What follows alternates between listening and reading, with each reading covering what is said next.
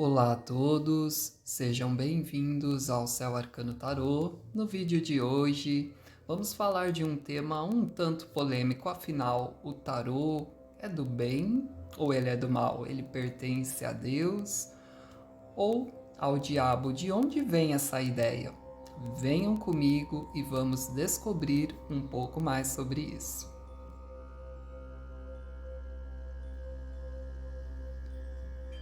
Em alguns livros sagrados da Bíblia, encontramos diversas condenações à adivinhação ou a quem consultasse esses adivinhos e feiticeiros.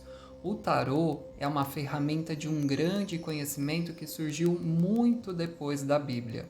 O surgimento do tarô é uma grande dúvida e dilema. Não se sabe ao certo suas origens, mas o tarô, como conhecemos hoje, surge mais ou menos aí entre o século XIV e século XV, utilizado na realeza com finalidade lúdica, artística, sem qualquer interdição religiosa, porque ele não tinha nenhuma função espiritual ou de adivinhação. As cartas, elas eram encomendadas pela nobreza e muitas vezes elas eram usadas como presentes de casamento. As cartas costumavam ser ilustradas retratando a realidade daquela época ou a realidade de algum reino específico. Como eram pintadas à mão, costumavam ser um artigo um tanto caro e por isso pertencia à nobreza. No final do século XV, o carteado teve problemas com a Igreja Católica, que teria proibido todos os jogos para que os fiéis não se dispersassem com coisas que não estivessem focadas na prática da fé. A proibição acabou caindo alguns tempos depois, já que o carteado incluía o tarô, e quem mais fazia uso desse jogo era a nobreza ou as classes dominantes, classes com a qual a igreja não queria se indispor. Apenas em meados do século XVIII, aproximadamente, é que surgiram alguns relatos do uso do baralho para estudos de astrologia e adivinhação em escolas ocultistas da Europa.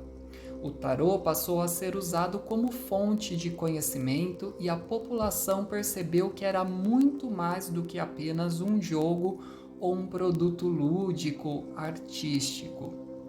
O primeiro cartomante foi o ocultista francês Taylor. Ele ficou conhecido por fazer leituras com o tarô depois de mudar a estrutura das cartas e colocar alguns atributos astrológicos e místicos nas cartas. O tarô se multiplicou em muitas versões até que a partir da década de 70 aproximadamente, ele se tornou mais inclusivo e menos centrado na cultura e na estética da Europa medieval. Hoje, ele é muito mais do que um oráculo utilizado para a arte divinatória ou terapêutica de autoconhecimento. Ele acabou se tornando parte de uma cultura e até como parte de um estilo de vida alternativo. O bom tarólogo, o bom cartomante, ele acredita no livre-arbítrio, ou seja, no poder da escolha. As cartas indicam, mas elas não determinam o futuro. Quando interpretamos uma leitura de tarô, vemos como está cada situação e verificamos as possíveis tendências. A partir daí, o próprio consulente é quem decide qual caminho seguir. Você é dono e responsável pelo seu próprio destino. O tarô é como um amigo que orienta, aconselha, mas deixa nas suas mãos a decisão que deve ser tomada.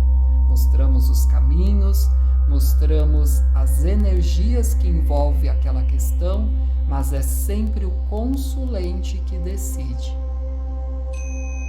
Obviamente que existe um certo misticismo por trás dessas cartas. Estamos falando de uma sabedoria milenar que aguça de alguma forma o nosso interior, nossa espiritualidade e mexe com a nossa fé. E essa manifestação é singular, ou seja, ela vai acontecer de maneira diferente em cada cartomante ou tarólogo e, por consequência, acaba desenvolvendo também a nossa intuição. E aí rola uma grande confusão. Muita gente confunde intuição com mediunidade.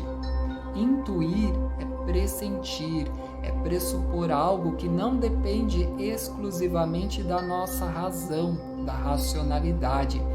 É aquele famoso, eu estou pressentindo algo quando estamos diante de alguma situação, sabe?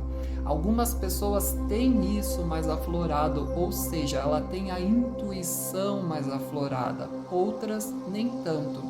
Geralmente são pessoas mais sensíveis ao ambiente e às coisas que acontecem ao seu entorno. A prática de interpretar o tarô aumenta muito a intuição, porque estamos decodificando mensagens. É como se estivéssemos juntando peças de um quebra-cabeça e cada jogada há uma combinação para ser interpretada e sentida. Já a mediunidade é a capacidade da comunicação entre o mundo dos vivos e dos mortos, ou seja, há uma mediação, um caminho entre dois mundos feito por uma pessoa para conseguir uma resposta, uma comunicação. O que acontece é que muitas pessoas acham que todos os tarólogos têm essa comunicação, que todo tarólogo é médium, e não, nem todo tarólogo é médium. A mediunidade não precisa de cartas ou qualquer outro objeto para existir. Geralmente a pessoa médium já nasce com esse dom e ela se manifesta, se conecta com outros mundos de diversas formas, não precisa necessariamente ser através das cartas. O tarô, ao contrário do que muitos pensam também, ele não é um dom. Qualquer pessoa pode aprender, qualquer pessoa que goste do assunto, que tenha desejo e vontade, ela pode entender cada um dos 78 arcanos, que são as cartas, e a maneira de interpretá-las. O tarô, voltado para a religião, voltado para a nossa questão lá do começo do vídeo, afinal, ele é do bem ou do mal? Ele pertence a Deus ou ao diabo? Afinal de contas, para que lado ele pertence? Para nenhum. Para nenhum, porque o tarô ele não tem e não é uma religião. Portanto, quando algumas pessoas falam sobre amarrações, trabalhos, elas podem estar falando de uma vertente religiosa que acabam usando as cartas em seu meio. Mas o tarólogo, ele não precisa ter ou seguir qualquer religião. Tarólogo é aquele que interpreta as cartas, independente de ter ou não uma religião. Muita gente acha também que quando está indo a um cartomante ou a um tarólogo, ele vai encontrar pessoas falando de amarração, de trabalhos, de envolvimento com magia negra, e não, porque o tarô não é uma religião. Todos esses conceitos que eu mencionei de trabalho, amarração, magia negra, pertence a algumas vertentes religiosas. O tarô é uma ferramenta, ele não é uma religião. O conceito de Deus e do diabo pertence a algumas religiões, como por exemplo o cristianismo. Portanto, quando falamos dessas cartas milenares, estamos falando de uma sabedoria que pode ser usada para o bem ou para o mal. E isso vai depender de quem as interpreta, ou seja, do tarólogo ou do oraculista. Vale lembrar que há pessoas do bem e do mal em todos os lugares, inclusive nas igrejas, templos, cultos. Não são simples cartas que vão determinar a alma e a conduta de uma pessoa. Assim como não é a quantidade de cultos frequentados ou missas que vão determinar o quão abençoado e divino aquela pessoa é.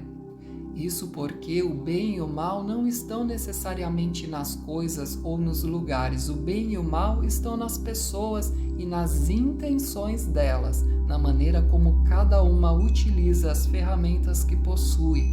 São as atitudes de uma pessoa que determinam o quão boa ou má ela é, e isso não depende da sua religião. A minha experiência com o tarô foi a melhor possível, certamente porque eu encontrei ela através de pessoas que a usavam para o bem. O tarô me permitiu criar uma conexão maior com a fonte divina e me fez enxergar a vida de outra forma, valorizando mais a minha espiritualidade e o poder do autoconhecimento.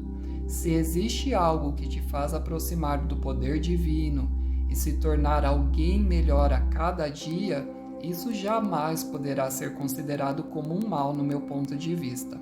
Já dizia o ditado, se te faz bem e não faz mal a ninguém, amém. Vou deixar nos cards aqui acima algumas curiosidades sobre o tarô para você ainda que não viu, relatando sobre o conceito de oráculos, diferenças entre tarô e baralho cigano e também abordando um pouco sobre a questão do dom que já desmistificamos aqui.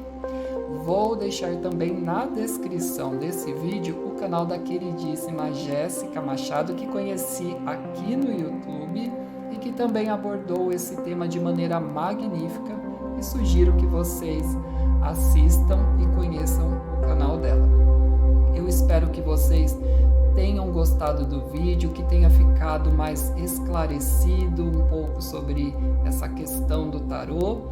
Não esqueçam de se inscrever, de deixar o seu like e ativar o sininho para receber novas notificações. Gratidão imensa a cada um de vocês. Até mais. Tchau, tchau.